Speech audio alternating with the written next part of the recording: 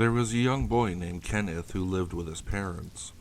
When his father got a new job in the city, the family moved into the top floor apartment of an old residential building.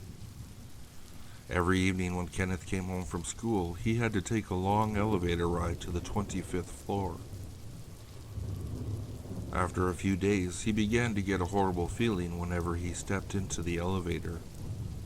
He couldn't quite explain why, but for some reason he had the distinct impression that he was being watched.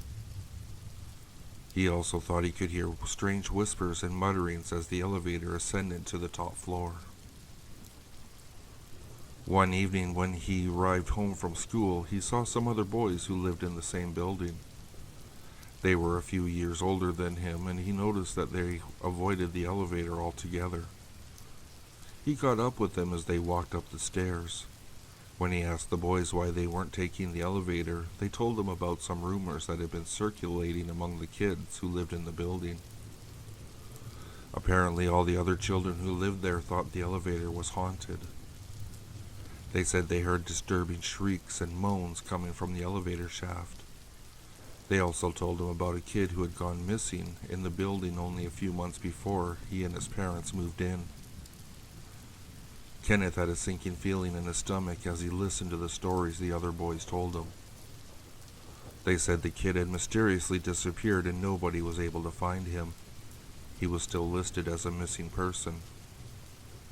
The adults thought that he must have been kidnapped and the police were still investigating, but the kids suspected that something to do with the old elevator. That's why they avoided using it whenever possible. When Kenneth reached the top of the stairs, he ran into his apartment and breathlessly told his mother about the unsettling stories.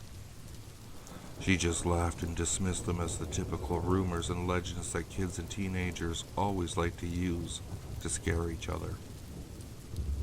His mother said there was no such thing as a haunted elevator, and it was childish to believe such outlandish tales. Still, Kenneth couldn't help being terrified of the old elevator. He took to using the stairs as much as possible, even though it was a very long climb, and it left him tired and out of breath. The only time he would use the elevator was when his mother or father were with him. He figured that nothing would happen to him as long as one of his parents was there to protect him. One evening, Kenneth came home late after football practice. He was deathly tired and was really dreading having to climb the stairs. He walked into the lobby of the residential building and breathed a sigh of relief when he saw his mother standing there, with her back to him waiting for the elevator. The doors opened and she stepped inside. Kenneth jumped in after her. The elevator door closed, and that's when he realized the light wasn't working. They were in complete darkness. Kenneth broke into a cold sweat. They started to go up. In the darkness, the frightened boy heard an eerie chuckling sound. "Mom, did you hear that?" he asked nervously. As the elevator ascended, the chuckling grew louder. It sounded like evil laughter. "That's the sound I told you about, Mom," he said, shaking with fear. A chill ran down his spine when he heard a deep voice reply, "You really believed I was your mother?"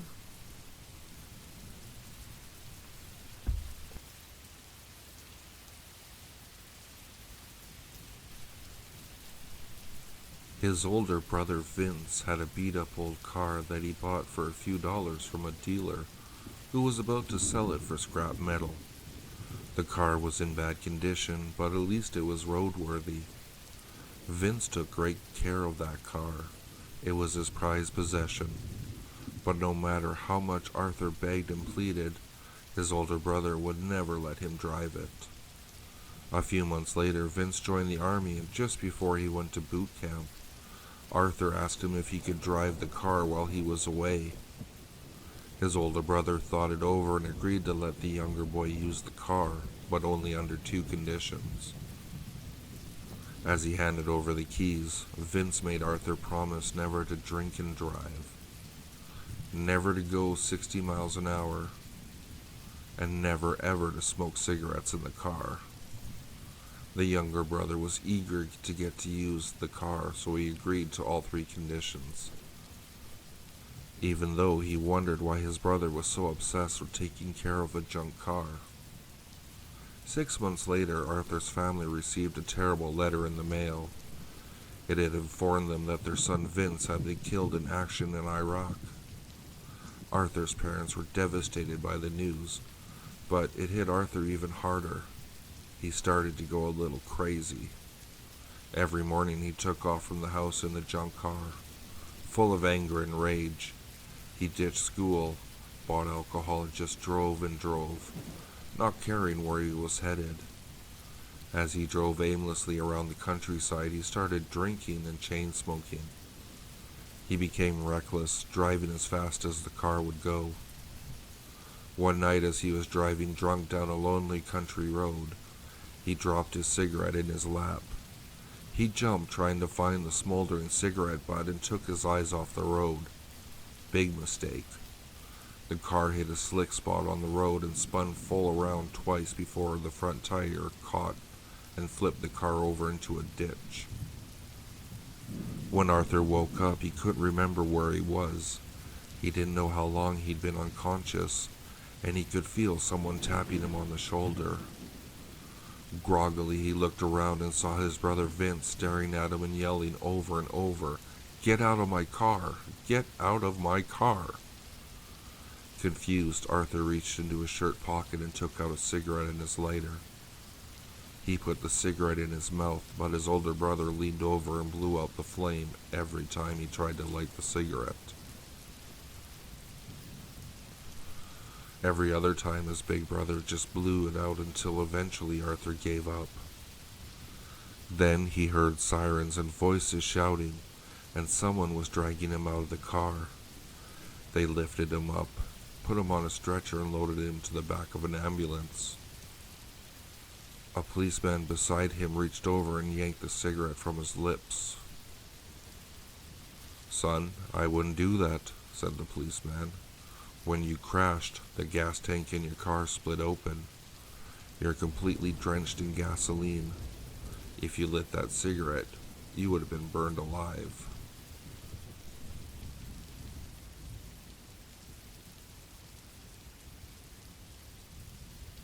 The same dream again. I'm sitting at my desk, filling out my forms and completing my morning routine at the office. I lean over to answer the phone and I accidentally knock over my coffee mug. Carefully concocted caffeine and creamer streak across my freshly printed papers and onto my lap.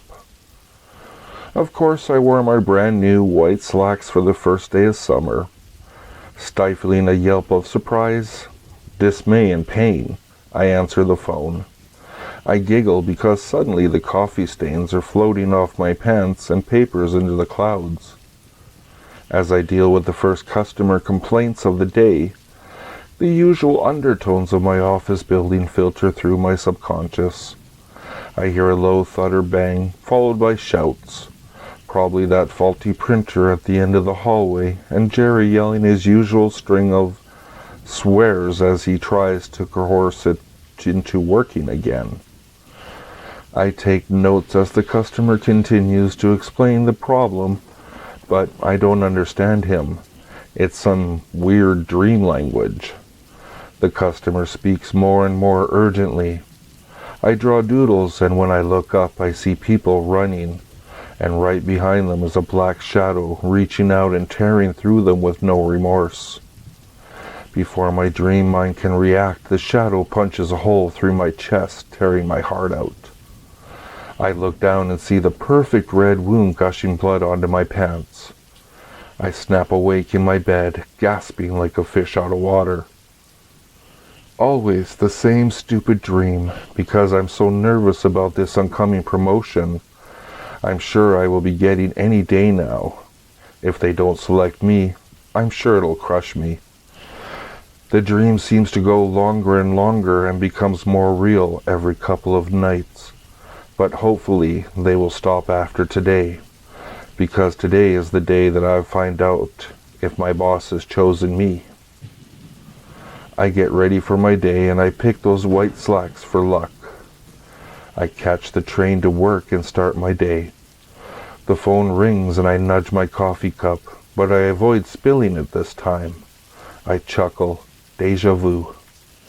I answer the phone and begin my day. Almost unconsciously, I'm aware of a strange bang in the background and shouting. It doesn't click right away. I look up from my paperwork to see people running, and 3 figures dressed in black wielding large guns. They're mowing people down without remorse, without slowing down. One swings his weapon at me and fires into my chest. I laugh as I look down and see the hole. This same dream again. I'm going to wake up any second now. I must have fallen asleep on the train, on my way to work. Oh God, why am I not waking up?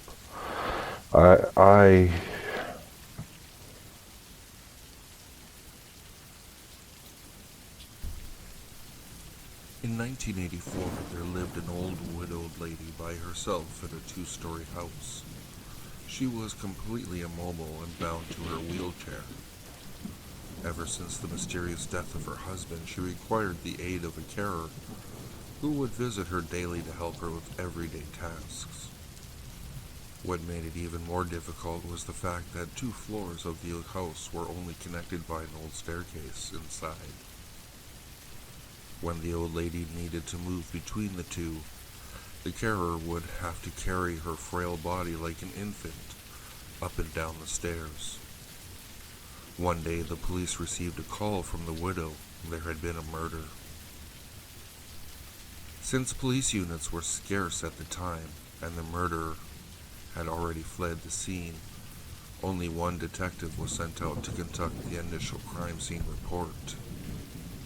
He arrived to see the carer's body splayed out on the floor with her vocal cords ripped out in a pool of blood on the first level of the house, with the old lady atop the staircase in her wheelchair watching him, still and silently, seemingly in shock. He could immediately rule her out as a suspect due to her inability to move up and down the stairs, and because she was trapped up there the time the murder took place. It was similar to the death of her husband many years ago, who had suffocated in his sleep on the couch downstairs. The detective put on his gloves and took photos, swabbed for evidence, and covered the body until the coroner arrived later. All routine business. He scoped the house downstairs for any clues, then asked the old lady if he could look upstairs. She insisted that she was upstairs the whole time, and no one apart from her had been up there that day. But regardless of this, the detective ascended the staircase, to which she hesitantly moved aside. Beyond the staircase there was a narrow corridor with 3 closed doors along it. He checked behind each of the doors. The empty bedroom, nothing. The bathroom, nothing. He became anxious as he slowly made his way to the final bedroom where the old lady slept.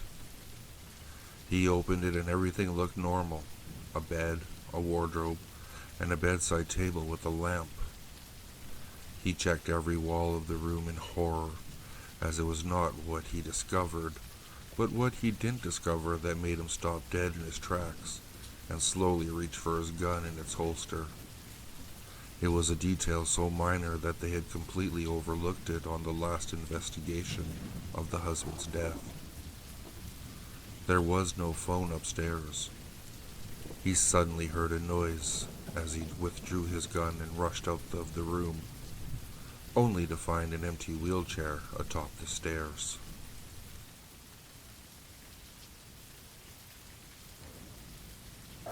If you like what you heard, please like, subscribe, and share with your friends. If you'd like to, you can follow me at Twitter. The handle is @FuzzyPantaloons, and I'll see you all next time.